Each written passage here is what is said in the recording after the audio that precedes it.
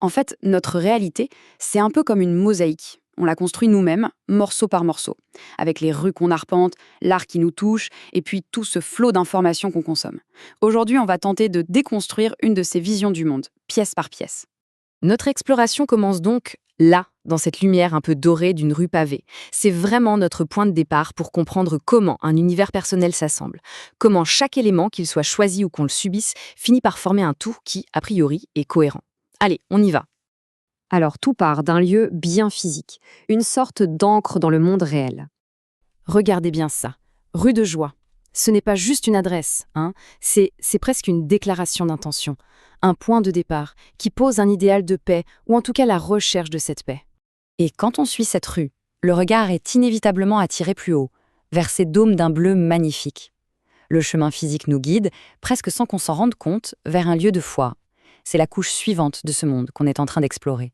Bon, maintenant on quitte la rue, on entre dans un espace beaucoup plus intime, un refuge qui se définit par la foi, par l'art et par la création personnelle. Et là, ce qui est vraiment intéressant, c'est le dialogue qui s'installe. D'un côté, on a cette œuvre d'art, très structurée, c'est presque une icône géométrique. Et de l'autre, des livres qui, eux, structurent la foi. La créativité et la spiritualité ici semblent ne faire qu'un. Les titres, ils parlent d'eux-mêmes. L'humour des saints, la hiérarchie céleste, on est vraiment plongé au cœur d'une tradition spirituelle, l'orthodoxie, qui a l'air de valoriser autant la structure mystique que l'humanité la plus profonde. Et puis il y a ça, l'intimité à l'état brut d'une prière écrite à la main. Là, on n'est plus dans la doctrine, on est dans une conversation intime, une supplique. Ô Dieu, aie pitié de moi, pécheur. On touche au cœur vibrant de ce sanctuaire intérieur. Regardez cet objet, il est fait main, il est fragile, il est unique. On va le revoir. Il symbolise peut-être le soi, cette chose qu'on façonne soi-même et qui navigue entre le monde tangible et l'univers spirituel. Attention là, préparez-vous au contraste, c'est assez saisissant. On quitte le silence de la prière pour le vacarme, le bruit assourdissant du flux d'informations. Premier flash, François. Le ton est tout de suite posé. Apocalyptique, anti-système. Un monde de confrontation permanente où, apparemment, les élites tremblent. On enchaîne directement avec histoire et société. Le vocabulaire est tout aussi guerrier. On parle d'attaque frontale, de croisade. Le conflit idéologique est présenté comme étant total. Et puis, hop, virage à 180 degrés avec initiative communiste. Ici, l'ennemi change complètement de visage. C'est l'austérité, c'est l'Europe. On voit bien que le champ de bataille informationnel est vaste et surtout profondément contradictoire. Et pour clore cette rafale, il y a cette manchette du Sacer francophone, la mort de l'ordre fondé sur des règles. C'est le résumé parfait en fait de ce monde numérique. Un sentiment de chaos, de fin d'une époque. Ok, faisons une pause pour analyser tout ça. Ce tableau, il aide à clarifier un peu le paysage. Ça va de l'anti-establishment au communisme, en passant par des visions pro-russes ou des perspectives panafricaines. Le point vraiment crucial ici, c'est que ce régime informationnel n'est pas monolithique. Pas du tout.